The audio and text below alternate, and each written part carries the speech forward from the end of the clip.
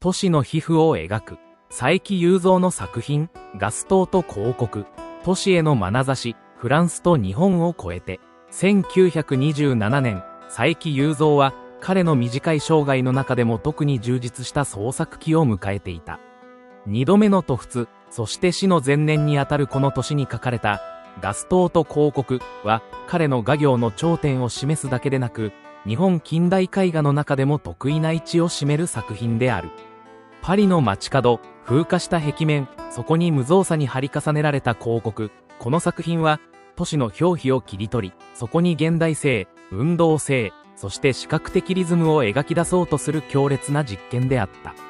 本作には、建築的な構成性と、文字とイメージの関係、そして都市という空間の皮膚そのものを絵画として再構成しようとする意志が宿っている。本論では、まず作品の図像的、形式的分析から始め、佐伯のパリにおける制作環境や都市への視線を背景に読み解く。そして、絵画における文字の役割や画面に刻まれたコンストラクションという語に託された意味に迫りながら、佐伯祐三という画家の問題意識を浮かび上がらせたい。ガス灯と広告を前にすると、まず鑑賞を圧倒するのはその描写の強烈な物質感である。画面に広がる荒々しい筆致、塗り重ねられた絵の具の厚み、乾いて剥がれかけたポスターの質感、それらが画布上に執拗に、そして意図的に再現されている。本作の主題は壁であるが、佐伯はそれを単なる背景として描いてはいない。むしろこの壁面こそが主役であり、広告やポスター、落書き、破損の痕跡といった都市の時間の痕跡が堆積された表面として執拗に捉えられている。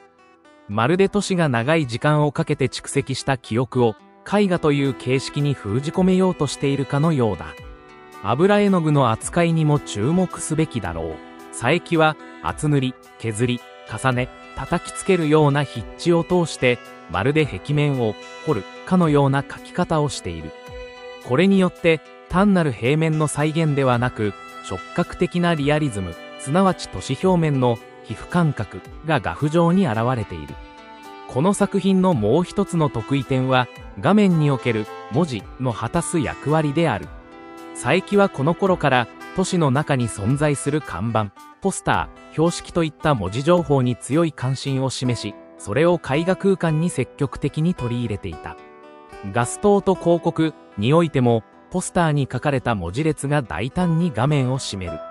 これは単なる背景ではなく、絵画の構成要素として、リズム、バランス、動きといった視覚的効果に貢献している。特に注目すべきは、文字の書き方が人間の身体、画面左下に書かれた女性と子供の足元と同じように表現されている点だ。つまり、文字もまた、この絵の中では一つの物体として扱われており、人体、建築物、光源などと等価な存在として位置づけられている。このような視覚上の操作は、20世紀初頭のヨーロッパ絵画、特にキュビスムやダダイズム、ロシア構成主義などの影響を連想させる。文字が単なる意味伝達の手段ではなく、視覚的な形として絵画空間に取り込まれていくという傾向は、ピカソやブラクに始まり、エルリシツキーやマレービチ、またポール・クレイにも通じるものである。佐伯は明確にこうしたモダンアートの文脈を意識し、文字の造形的可能性を模索していたと言える。画面右上に見えるコンストラクションの文字は、この作品の中心的なモチーフではないが、明らかに意味的な重心を形成している。この語は単なる看板の一部ではない。むしろ、それは佐伯自身の芸術観、さらには絵画の構造的意思を象徴するキーワードとして読み取るべきものである。英語のコンストラクションは、建設、構築、組み立てを意味し、建築的文脈では非常に日常的な言葉である。しかし、それをあえて絵画作品の中に挿入するという行為には、明確な意図が感じられる。都市の再構築が進む1920年代後半のパリ、改修され続ける建築物、常に構築されつつある都市風景、佐伯はその過程を描くのではなく、構築するという態度で捉えようとしたのではないか。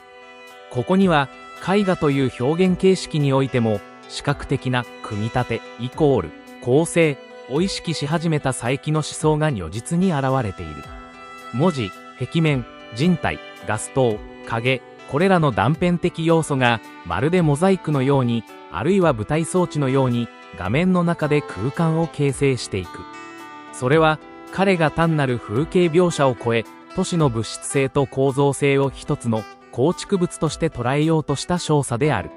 佐伯祐三は2度にわたり渡仏し、特に2度目の滞在1927の1928では、パリの街そのものを主題とした絵画群を多数制作している。ガス灯と広告もその中に位置づけられるが、ここには単なる異国情緒や写実的描写を超えた鋭い都市分析の視線がある。佐伯はパリという都市の皮膚に執着していた。彼が描くのは歴史的建築や有名な景観ではなく、朽ちた壁、落書き、広告、歩道、そしてその隅にある日常の痕跡である。それは都市の表層にこそ時代と社会が刻まれているという認識であり、まさに現代的な都市考察の先駆であったと言える。興味深いのは、彼のこうした都市描写が同時代の日本では未だ未成熟であった都市絵画の表現を大きく先取りしていることである。佐伯は日本画や洋画の文脈を脱し、都市という近代の具体的空間に焦点を当てることで、日本絵画を新しいフェーズへと導いたのである。評論においてしばしば言及される通り、ガス灯と広告における文字の書き方と、画面左下の女性や子供の靴、ガス灯の根元の書き方が一致しているという点は、単なる偶然ではない。むしろこれは、絵画を構成する要素に統一された書き方ジェスチャーを与えることで、画面全体にリズムを生み出そうとする試みである。佐伯はここで何を書くかよりもどう書くかに重きを置いている。つまり、ポスターも靴も金属も影も全てが描かれる対象として平等であり、同じリズムと運動によって捉えられている。このような書き方の一致は、20世紀モダンアートにおける一つの形式的問題、抽象と具象の融合、素材の均質化と通底しており、佐伯が現代の絵画とは何かという問いに対して非常に先鋭的な回答を試みていたことを示している。佐伯祐三のガス灯と広告は、都市という空間の断片を絵画化するだけではない。それは文字と図像、触覚と視覚、描写と構成、現実と記号が交差する場であり、彼にとっての絵画を再構築する実験の場だった。本作におけるコンストラクションという語は、単なる都市の再建を示す標識ではなく、佐伯自身の芸術的態度、構成する、組み立てる、再構するという能動的な意志の表れである。